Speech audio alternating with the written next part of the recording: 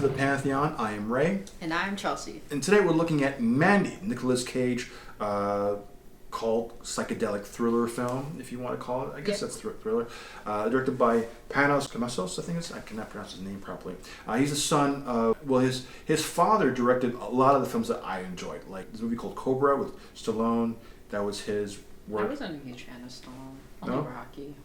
Okay, so like there was some stuff he did that I'm a fan of, but the reason why I mentioned Cobra specifically is there's a scene where there's a montage where you have these bikers with axes and it's a red light, red hue, which is something I'm thinking personally that maybe he took from that film from what his father did.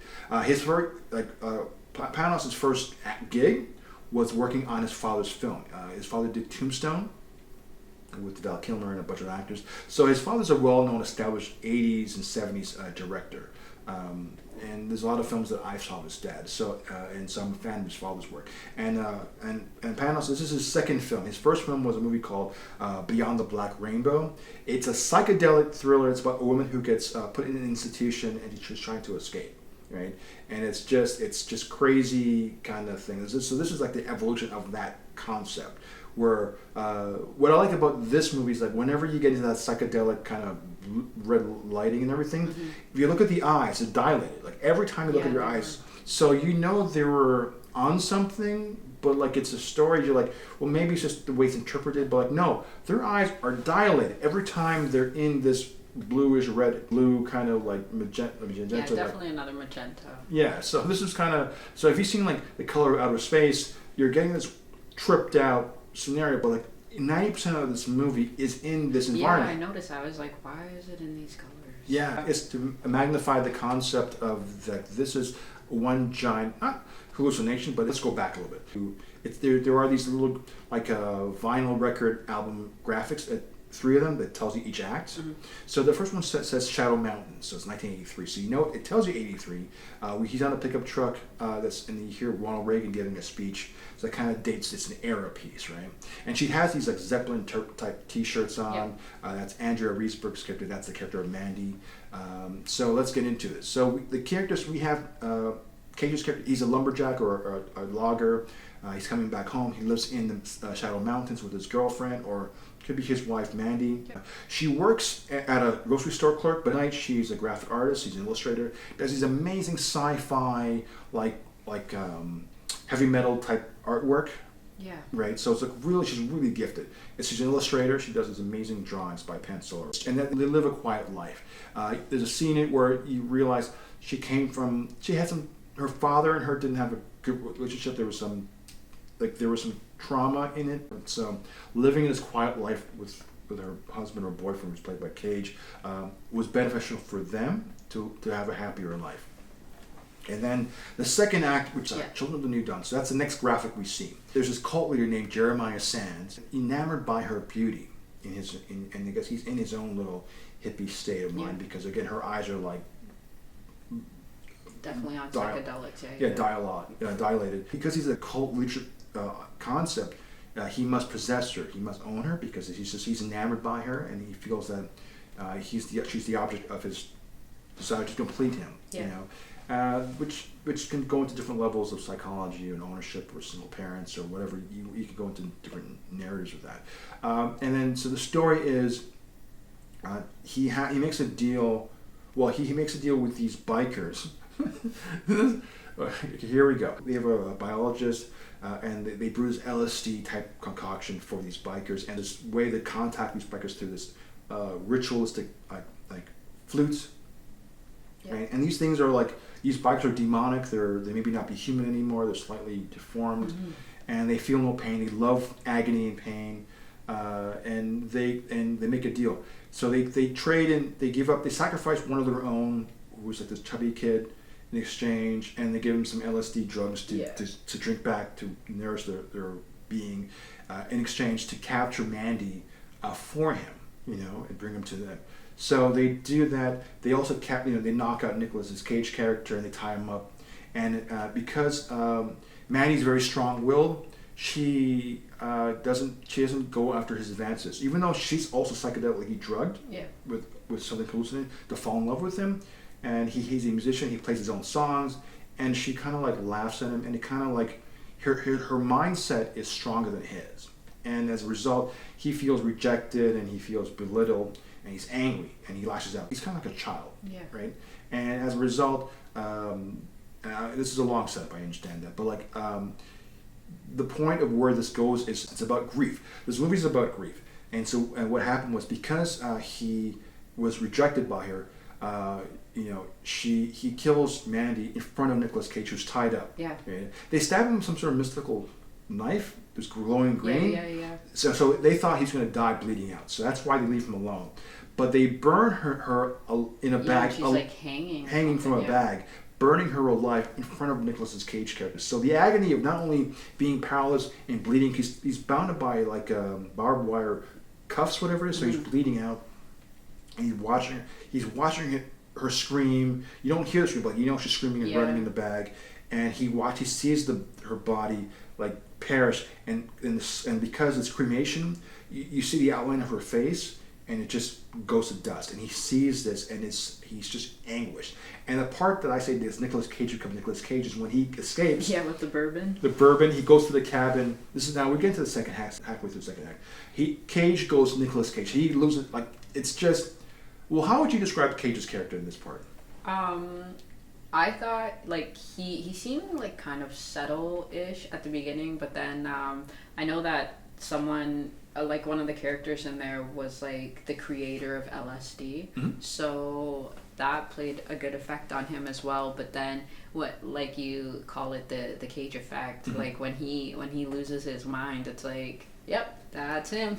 Yeah, and it was really good. Yeah, it's a combination of like. He's experiencing a great deal of grief, but as the grief is settling in, the anger and rage and feel of rage is increasing. So what you're seeing is a tremendous feel of loss, grief, helplessness, and then it's being like a wave of emotion of rage coming in the same shot. So this sequence is, and this is the one few times where it's not in the crazy haze of red. This is actual real time, so a real like clarity. And so there are moments in the movie where you see Mandy at the convenience store. It's clarity. She's reading the books, right? And this is Cage like dealing with grief and loss, and he wants in panels is making you want to accept the idea that there's you want to see that, but he does it in his Nicolas Cage rage setup, which is. And when I saw this in theaters, me and the entire audience were laughing of where he just goes off, and it's great. Now we get to like the final act, which is called Mandy. It's kind of like a really cool, rudied image of red and crimson red, because now that all lost, all he wants is revenge. So this is where we get the exposition. This is where we get Bill Duke, who plays Carruthers. He's the only person that we get actual verbal backstory, and then he's like Carruthers, like okay, he gives an explanation of who these bikers are, where they're from, what created these, why they are the way they are, like monsters, and where it comes from, and where to find them. So he gives them a direction of where to go to seek his trail of revenge. And also, he starts fashioning a weapon. So this is where he starts building his axe weapon that you see in the trailer. It's really shiny, and he still have that color of red behind him. And now he's on a journey of revenge. I think it's on an ATV bike. Is he traveling on an ATV? Yeah. Right? And so he finally gets to the place, and he starts to go after them. He kills one, and then as he's killing them, he sees their juice of LSD drugs or whatever this is, right? And he takes a sip of it or licks of it, and then basically what you're watching is basically what is left of his humanity is gone. Like it's whatever demon force that exists in a parabolic way. How you're looking at this, he's now consuming the power or demonic powers of these demon bikers. So now he's like a demigod. He literally is leveling up to go after everyone now. Like he is now fearless. Like his humanity is now destroyed, and it's actually shown to you. Like his human nature, whatever made him human, his fear. It's gone. Like he is now leveled up to a whole different level of Nicolas Cage. Yeah, definitely. Yeah, so and now he's going on this quest of just like revenge. So he's going after this the leader of the biker gang, and the chainsaws. One is big, one is small. To the point where you get to the bad guys. So I'm gonna stop it there. But like just the bloody trail where this goes is like in the trailer, he's full of blood. So like this is where the blood goes into. Now, people, like for me, the buildup of the slow part was the part that I liked, just because you don't know where it's going, and you know, it's the drama of grief and where it's coming from. So that's the part that I liked. It wasn't necessarily the violence or the gore. Yeah. The gore comes in the last act, and it's like, if you want gore, you're gonna get your bucket of blood and more in this final act. But for my personal favorite, which I think to a lot of people they didn't like, people prefer the last half. I'm more of the build up to where you go, and then I don't know if you were satisfied with where this was going or not. I was more satisfied in the journey, necessarily the destination. So, your thoughts of this? I would give it a 2.5 star. I thought that it was a bit all over the place in different scenes. I kind of treated it more as just like a background movie because of how like it actually felt like we were on a roller coaster or something. So it was like it'd go and it'd start picking up and it was like super crazy, and then it would just die down and I'm like, oh, okay. And then I would go back to doing whatever, and then all of a sudden something crazy would happen. It's like, oh my god, like I gotta watch this. And then you start watching it and it's like, oh wow, this is great. And then it just fell again, and I was like, you gotta keep it up there. But yeah, I thought the chainsaw, there was a chainsaw scene. I thought that was probably like the only, well, not the only savior, but one of the saviors for towards the end of the movie for like another roller coaster pick me up. But yeah, like it was definitely 2.5. Would I watch it again? Maybe, but like probably with a crowd or something just to see everyone else's reaction to it. Yeah, I think it's a communal thing. I think you probably get more if you get more of a reaction from a community of people watching it than just watching on your own. Like my thing was like, okay, this guy's like, there's a scene where he goes after bikers and something he has an accident and he's bandaged, he's cut, he's like tied again on the wrist, and his hands are like, they've got to be like sliced and diced, and like he can't have any like dexterity in his hands. I'm like, as a person thinking in terms of, okay, this guy's pain, physical pain, but what he's experiencing must be overriding. Because I'm thinking, if I had this many slits or cuts, stabbings in my ribs, like, how am I functioning right now? Is it pure adrenaline? Because even that, it has to wear off. Yeah. And this is before he takes the elixir of demonic possession, and to make him like, I call it a demigod because I don't know what else to describe him, what he goes through. Like his brain just pops and he just becomes like whatever his humanity is now gone.